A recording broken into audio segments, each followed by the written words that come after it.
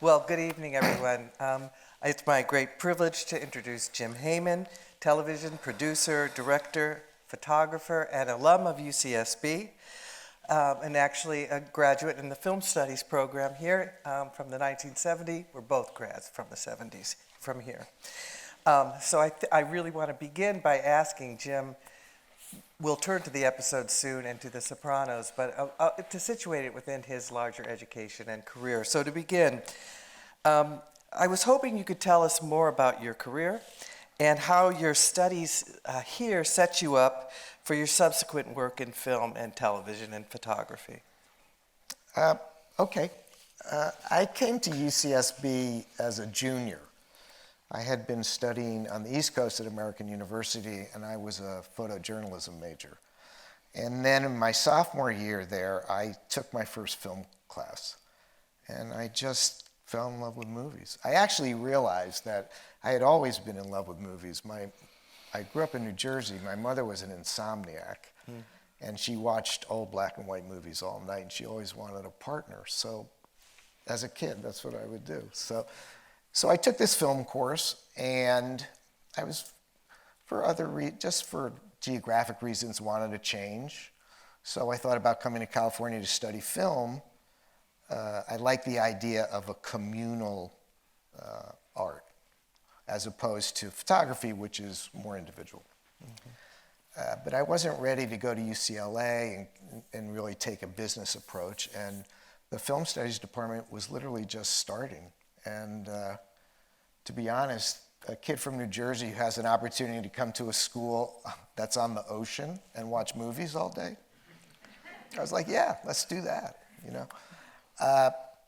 But what this department did for me, because that's all we did. We watched movies, we talked about movies.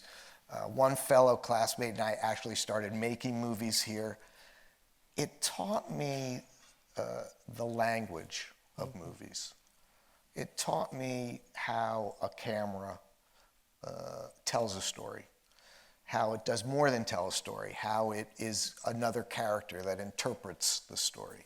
It showed me how music can make you gasp in one scene and cry in another, or editing, you know, how the juxtaposition of images create a story. And it gave me my basis, my foundation of understanding the craft that when I went forward and went to graduate school and then eventually started working in the business, I would always go back to those movies that I saw. Like I'd get a gig and I would go through that Rolodex of old movies and say, all right, well, what about this style or that style? It's always served me since being here.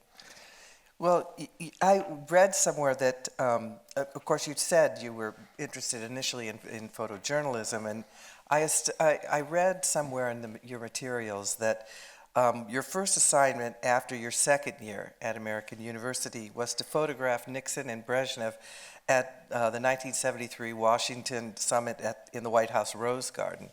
Can you tell us more about that assignment and how it shaped your future journalistic and independent work, including coming to UCSB?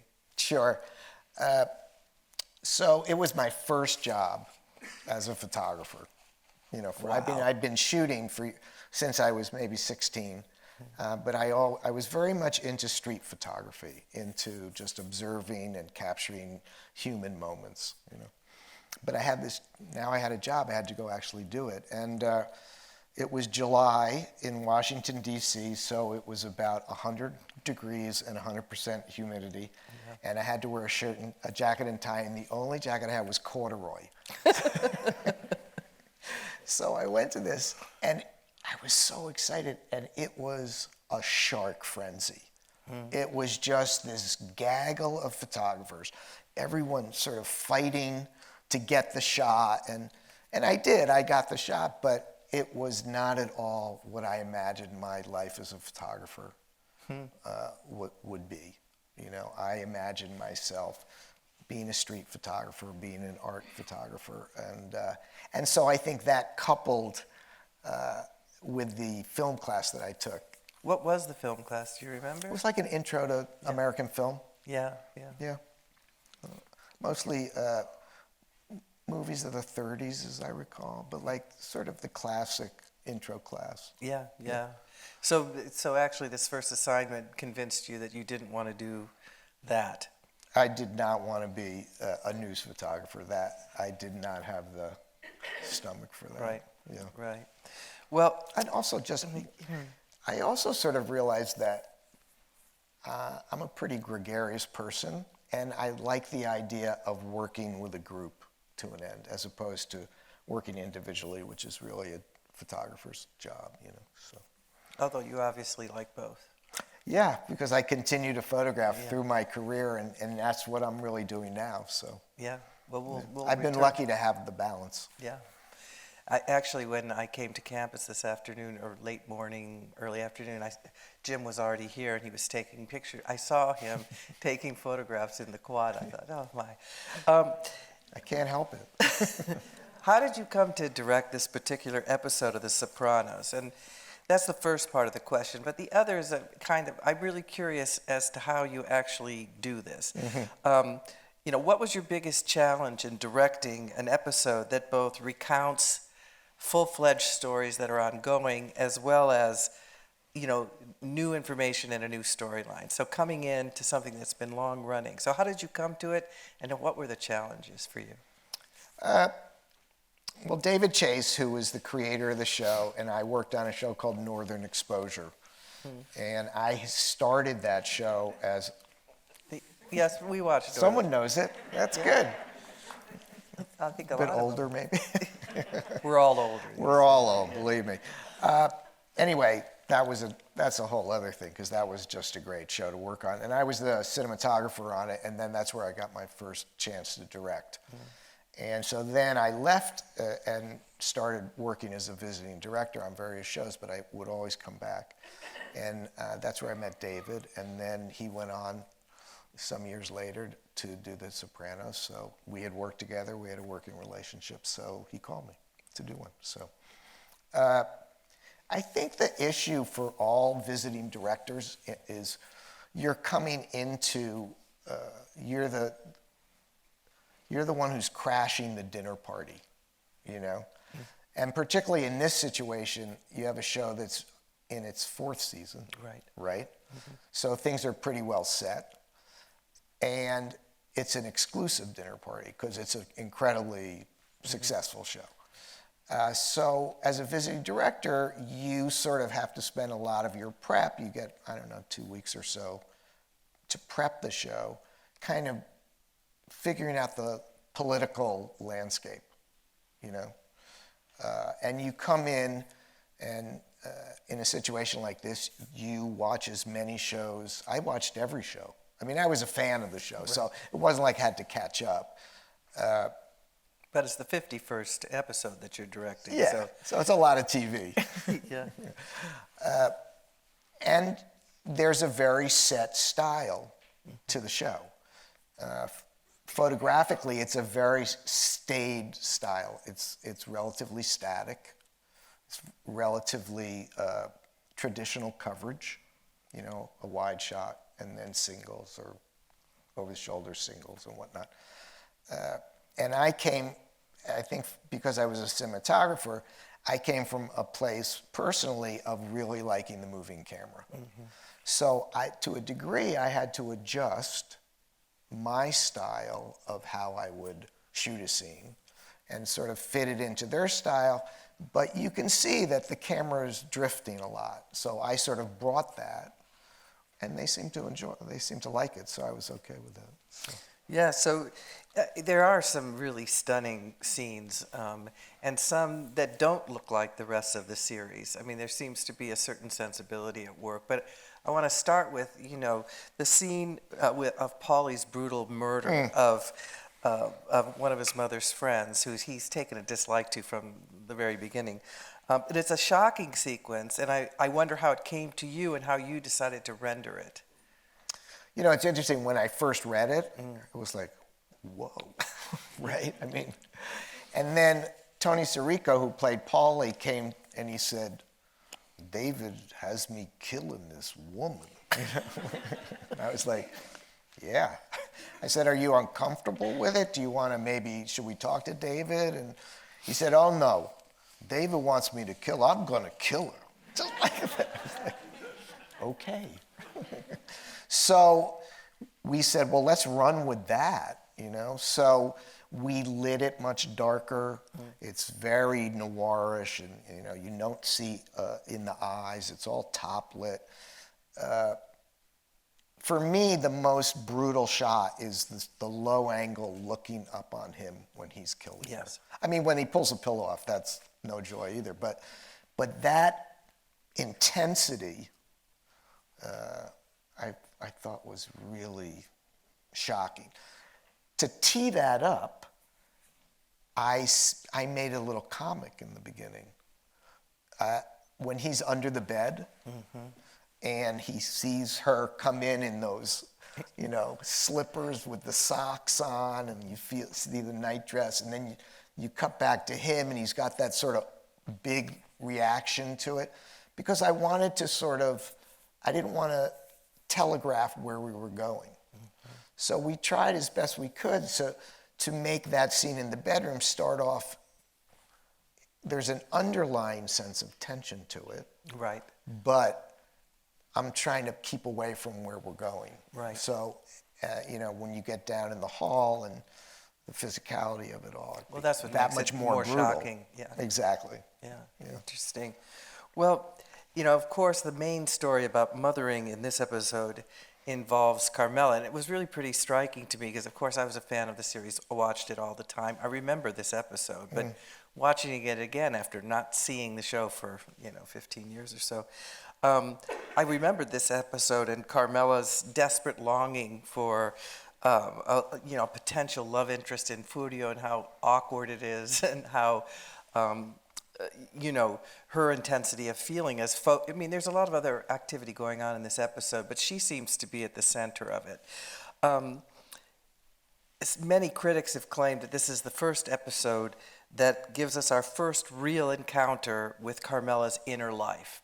So I was wondering if you could tell us more about how you give an inner life to a character who's been mostly framed as a mother and a bystander.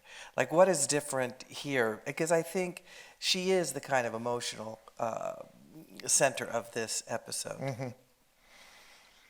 Well, you're lucky enough to have Edie Falco. Well, there's that. And I think a smart director just gives the room for an actor like that. There's certain actors that just embody a character, and she was Carmela. Right. And she'd had 3 years of understanding. At one point she said to me, oh, this poor woman. So you just let her do her work. Give her the space to do her work. I will say there are a lot of scenes where she's alone in a space and revealing different emotions. And I tried to, for instance, the scene in the bathroom. Right. We played it all in a wide shot. You didn't need to go close there. And she's all in this kind of negative, monotonal space. She's sort of in the same tones. It's a drab world that she's in when she's crying in the bathroom, and that was, we were looking for that. Yeah, I take what you say about, if a good director, a great director who has wonderful people, actors, and a great script to work with, that you let the professionals, you let people do what they do. But you also said a little earlier that, when you come onto a long-running and very successful show, you kind of had to deal with the politics, or suss out, figure out what could you say more about that, like the politics of the set, or the ensemble cast, and how it works? Or was this a really well-oiled machine? Well, there are a lot of personalities, and when you have a show that's been on and so successful for 4 seasons, people's personalities grow a little bit. I found that the leads, because they were really solid, trained, remember, both of them were really solid character actors before this. They were not the leads, The first thing I ever saw Edie Falco in was an off-Broadway play called Sideman, and she was, the third lead in it. The other characters were less experienced, so they required a little bit more hands-on, but they felt they knew what they were doing, so you have to sort of balance letting them, you know, enjoy their fame and believe in their ability, but also you have to guide them. I think the actor that played Paulie was that way. He would literally, he would practice his lines in the mirror at home. So he would imagine what the other person was saying. So, you know, they say acting is about reacting, but he came in locked into what he imagined the scene was. And so my work there was to loosen him up a little bit. And because actually the woman playing Min was a Broadway actress. Yes, you could. Yeah, she had some chops to her, you know. And I think maybe it helped because it put him back on his heels a little bit. Yeah.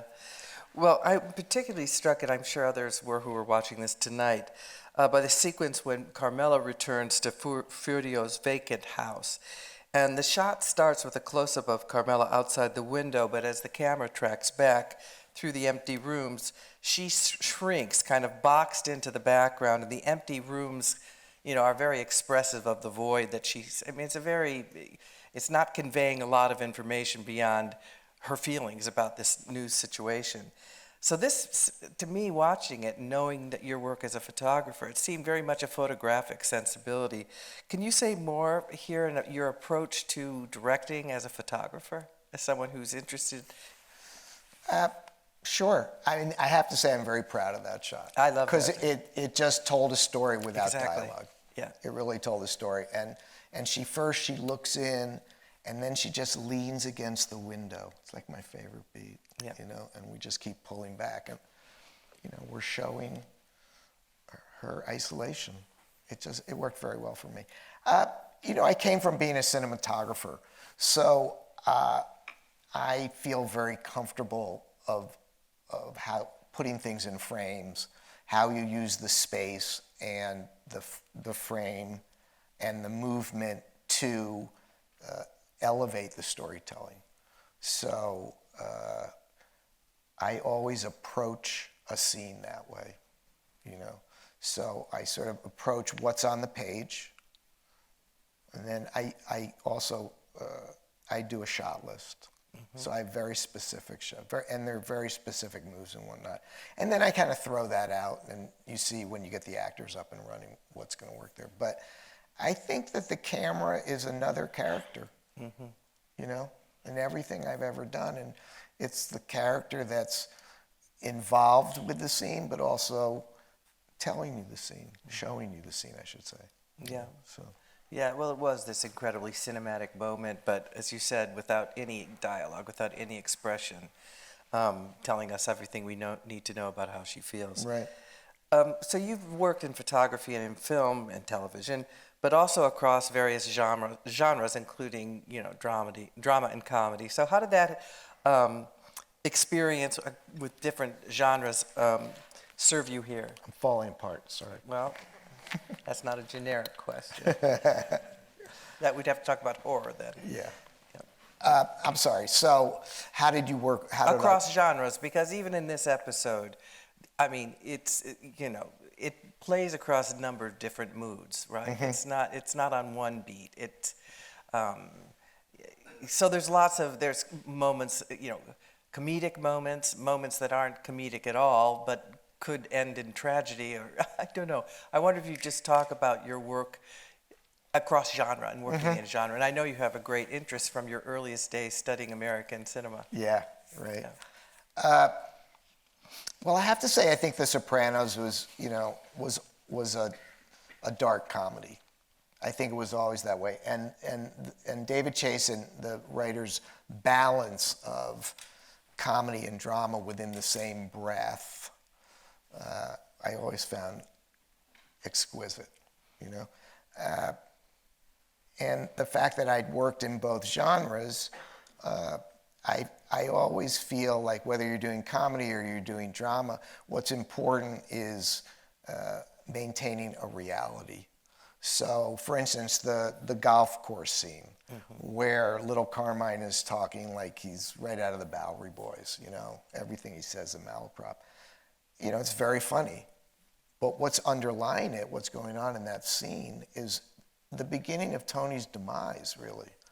You know, so as long as I felt I could keep it in a real world, the scene with the dinner rolls, you know. Yeah, yes. Everybody's seen someone do that, you Right. know. I haven't quite seen him taking all the sweet and low. Yeah, And the, maybe we went an inch far, but that's why you laughed. yeah.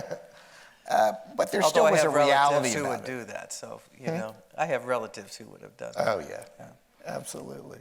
So I think for me, it's what I love to do. I love to do both those things. You know, a lot of the shows, Ugly Betty, Joan of Arcadia, they were all these dramedies, you know, so.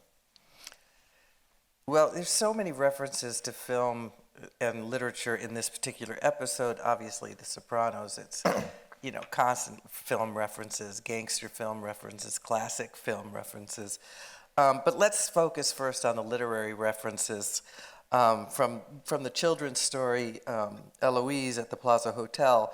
But the bigger thing is the queer readings of Billy Budd or Death in Venice and Leslie Fiedler. And I was wondering, why have Carmela react to this particular cluster of literary text? I know you didn't write it, but you must have thought, you know, it's situating her in this, and it's played both as drama and as comedy. I mean, right? What you make of all that? Well, I mean, I think the whole run about homosexuality through this episode, you know, with Mr. Wiggler, you know, then the next time you see him, he's giving him Death in Venice, you know, the invisible Mr. Wiggler, and we imagine who he is, you know. I'm not sure you could tell that story now. You know, I think with the gay jokes and whatnot. But I think it worked on a lot of levels. I think there was a reality that in Carmela and Tony's world, growing up when they grew up in the late 50s, early 60s, that was unheard of. That was never in public. But I think that her reaction in that specific moment in that scene is because she's coming off of the news about Furio. Of course. Of course. So. And he's the handsome, you know. Yeah. Against the evil. Exactly. And, you know, the look that she gives Tony when he takes the scone, you know, just carries over into this scene. And I think she just gets in the weeds there. You know, I think that. But it seems that the joke is on Carmela, really. It's setting her up as a kind of, she's a rube. I mean, she's New Jersey. She doesn't, you know, all of these, you know, like, well, she was wrong. That critic is wrong. She's wrong. Well, you know. She just it gets worse and worse for her. Because she has. She's but it's showing her ignorance. It's in a way it's suggesting her ignorance. But even, you know, the other characters seem to know how they're supposed to read these texts. But I was really struck by it with, you know, this. You know, everything is gay these days, and it reminded me of so contemporary, as The Sopranos reminds me a lot of our own time now. Right. Yeah, but, you know, the whole critical race theory or everything, you know. Exactly. Yeah, indoctrination. Well, yeah, she's naive to all that, Yeah. you know.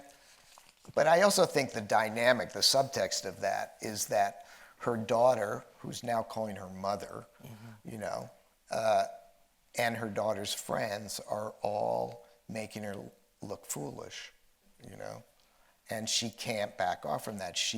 The dynamic between mother and daughter is shifting in this very moment, you know, and I think her anger is coming from that disconnect. And we can talk more about this, but obviously a jealousy that Meadow has a future that she can never have. Right. Or even the moment when she says, well, you'll be back, you'll need money in a week. And, you know, she has to stop herself, well, you'll need money in a week, and this is the world that you've chosen. Also, it's coming off her saying, maybe I should go to Montclair State and drop out like you. I mean, that is a really hurtful, right. you know, right. remark. But it's, class difference and taste level and all of that, which I want to talk a little bit more in a minute. But it strikes me that, as I said, Sopranos, and you know this, Goodfellas, how many members of the cast of Goodfellas are in The Sopranos?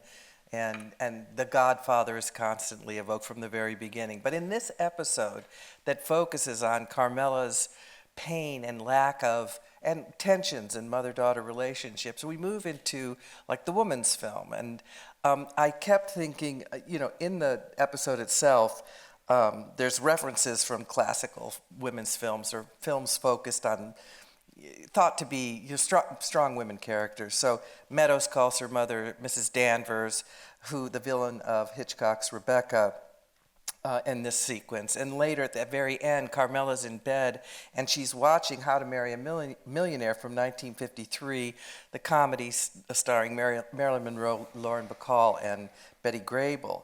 But this kind of what do you make of this appeal to classical women's films in this episode?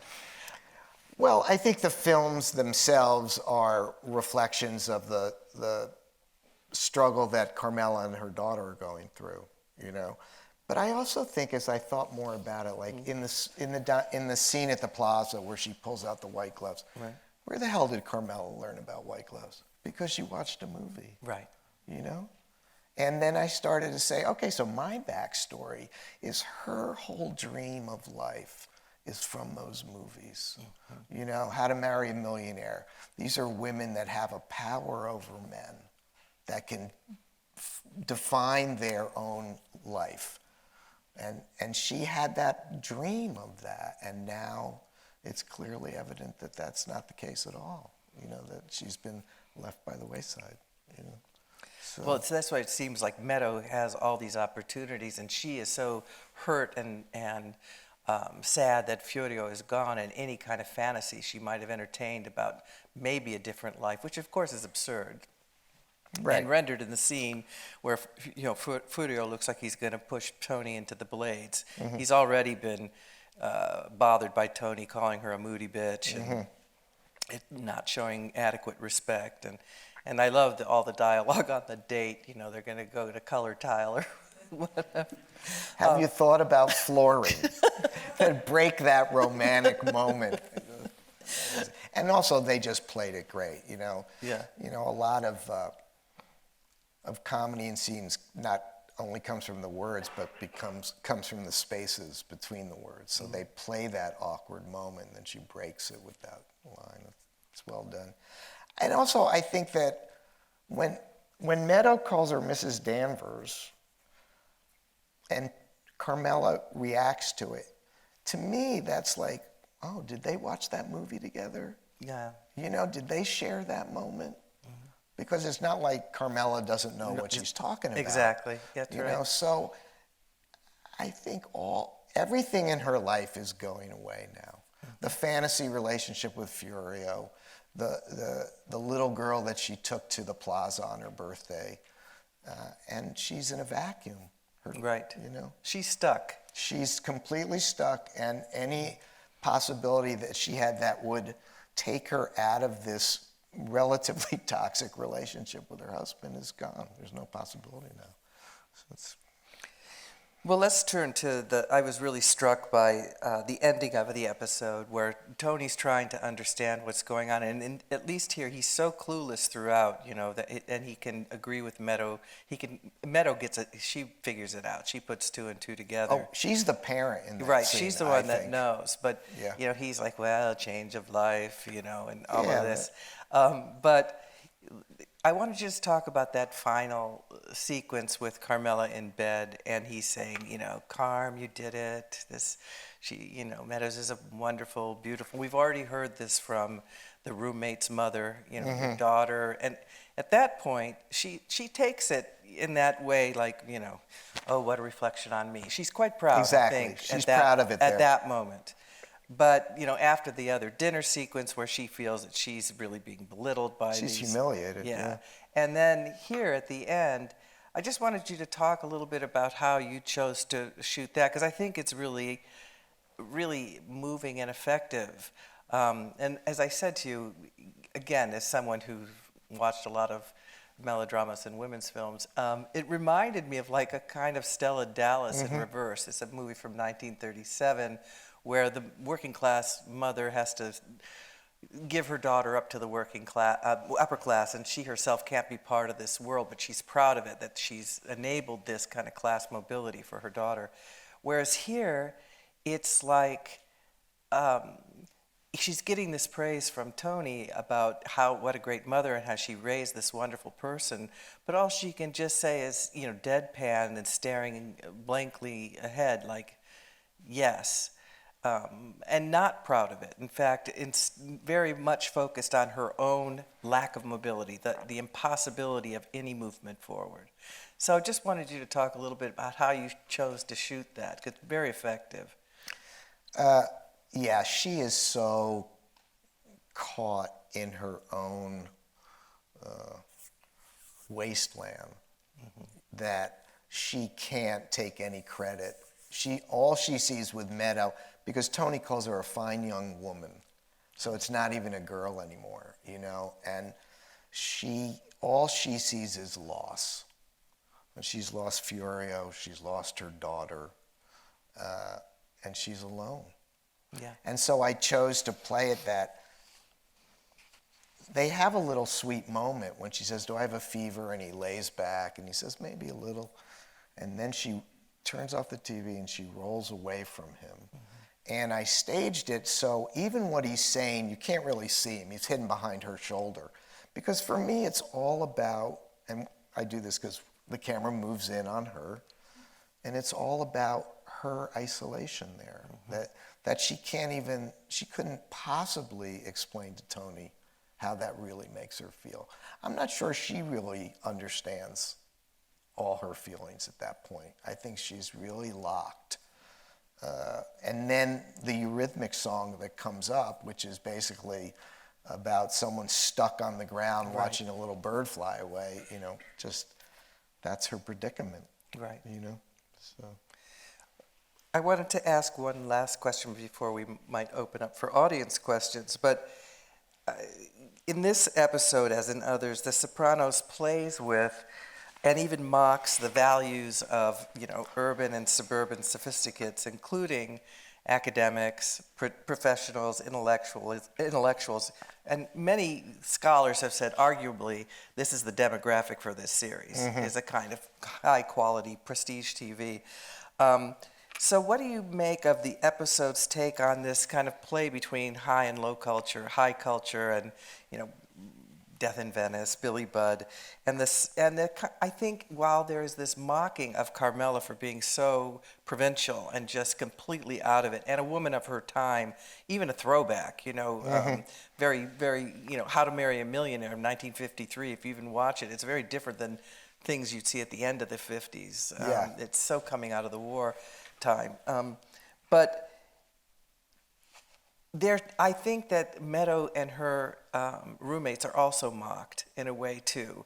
And what some scholars have said is that the series really counts on this audience, that it also says, they know the right answers, but they're not in any way really cathected or connected to these texts. So they know the right reading of Billy Budd. Oh, I think I heard somewhere, yes, or, right. So how do you think it plays out? Because this is a series, it is, high and low culture. It is this clash of cultures and times. And so I wondered if you had some thoughts about that. Well, on one hand, I feel like, nobody goes unscathed in The Sopranos. Whether it's gangsters or academicians or children or adults, they make fun of everybody. It's like an equal opportunity employer. Right. But I also think that that in that dinner scene, those kids have no reality. They're just spewing back what they've been told or what they've read. And the arc for Meadow is from that scene to the scene where she talks to her brother, to the scene where she talks to her dad. Now she's starting to have real life interpretations, real life moments. So it's sort of the beginning. You see an arc in her growth there. That's right. That's right. And I think making fun of them, I mean, in that scene, clearly Carmela's, lack of knowledge is the big joke, and they're But sort it of. doesn't bother Tony. He doesn't know either, but he's just oblivious. All he knows in this scene is Carmela is pissed off. Yeah. And he's just trying to hold the peace here. Yeah. He doesn't understand why, but like he said in the car, she's a moody bitch, and I don't understand this woman that I've been with for however long. But I think the second level is that they're making fun of these students who think they know everything, and only know, what they've read at this point. Right. And the roommate that Tony thinks is gay, and then I mean, to me, I just realized when I was watching today, I think this actor played the whole scene like he was stoned every time you saw him. Just like so kind of listless. Yeah. No, that the conversation is, and I think it's more that, Tony's, the whole gay, or it doesn't affect him, where Carmela's, somehow her sensibility is really rattled. But the rest there's a kind of smugness, but you're right, they're college kids. And here class plays out in a different way, because they're this, coming from these very wealthy families, very accomplished, a world away from anything that Tony and... I think those kids couldn't, I mean, it seems to me that they must have a sense of who Tony Soprano is, because they're so nervous when they come in, but they don't have a clue what that lifestyle is at all. And they're, she's locked in her, house in the Pyrenees, and they just have no idea. Well, I'm certain that members of the audience have questions. I hope you do. You mentioned that you and your mom used to watch movies late at night, and I'm a late night owl myself. Which was your favorite movie that you watched with your mother? Did you have a favorite? Well, it's going back a very long time. But this was in the late 50s, I guess. And so my mother loved Busby Berkeley musicals. So like The Gold Diggers in 1933 was a big favorite movie of ours. And so as much as I liked that, I also loved Guadalcanal Diary, like all the black and white war movies, for a 7-year-old boy. But it was always mostly musicals or melodramas. So I got a great balance. What's not to love? I mean, right? Yeah. Actually, my favorite movie, we've talked about this, and I think I probably saw it way back then, is a movie called Sullivan's Travels. And that actually was a movie that made me want to make movies. Because I don't know if you know the movie, but at the end of it, it's about a filmmaker who makes comedies, and he decides he needs to make a really serious movie. So he goes out on the road, he's going to make a documentary about real people, and he goes through these series of mishaps and ends up in jail. And, well, it's a spoiler, but I'm going to do it anyway. So at the end of the movie, he's in jail, and it's a miserable existence, and he sees all these people working on road gangs. It's terrible. But at night, they show a movie, and they show a cartoon, and it's uproariously funny, and every guy in this audience forgets where they are. And they're all laughing and enjoying, and he has this epiphany, like, oh yeah, what I've been doing all these years is important. That's what I want to do. So. We're hoping next year to do a whole series on revisiting the classics, and I'd love to have Jim come back, and we'll talk about Sullivan's Travels. I'd love that. It'd be great. Thank you. There's the scene where Tony is within inches of being murdered, which is so sudden and so quickly moved on from, even though it's such a big deal. And I was just wondering if you had any comments on putting together that scene, or how you felt about the composition of that particular plot point. Thank you. Are you talking about the airport? Yeah, in the propeller. Yeah. So it was interesting because when we looked at the helicopter and that rotor in the back, you couldn't see anything in a real helicopter because there's no markings on it. So we actually had to manufacture the tail of the plane, of the helicopter, so we could paint on the rotor and then move it at a different speed. And also we had to make sure that it wasn't completely in sync with 24 frames a second, because then it would disappear completely. So we had to manufacture all that moment. And it was a little bit trial and error, because we just assumed we were going to do it with a real helicopter, and then as we saw it, we realized we couldn't do that. I think it's a huge moment in the episode, you know? And I think it's the pivotal moment, right? Because it sends Fiorio back to Italy, and it starts the downfall of Carmela's dreams, you know? And I thought that Gandolfini was brilliant, played a brilliant drunk in that scene, completely bewildered, you know? I didn't quite understand, though, urinating into the blades. But you think, I thought they were getting away from the barfing guy, that you wouldn't want the barfing into the, There might be a little physics here that we could question. It just didn't seem like a wise move for other blowing reasons. that way. They've got their back. Okay. I can rationalize anything. Okay. It worked in the shot. It worked. Thank you so much for directing a fantastic episode. My friends and I were at Italian dinner earlier, so we were celebrating this occasion. Yeah. Did you take the rolls when you left? We should have taken the rolls. We were trying to nail down what makes The Sopranos so special, and so many shows are trying to emulate this. This was such a groundbreaking series. We couldn't really figure it out. I'm curious, what do you think in your, it's probably not an easy thing to nail down, but what makes The Sopranos so special that so many shows are trying to emulate, in your opinion? Well, I think it was the first, so there's something to be said for that. And it was certainly the first time that anyone took a look at that cross-section of America, the American gangster, and humanized him to the degree that he had the same problems that any suburban father with a family of four would encounter, you know? The anxiety that he has above and beyond from his work is what sends him to a shrink, you know, gives him panic attacks. So I think it was one of the first times that it approached a very set style of, I can't think of the word I'm thinking of, a very set type of storytelling or world, the gangster world, and put it in suburban terms. I think that was a huge thing for it. You know? And long running, and a television series, so it could keep. Well, that's one of the brilliant things about a series. You can head in one direction, and if it isn't quite working, you can go somewhere else because you got the time to tell those stories. Yeah, so. Okay, please join me in thanking Jim Hayman for joining us. Thank you so much. Thank you.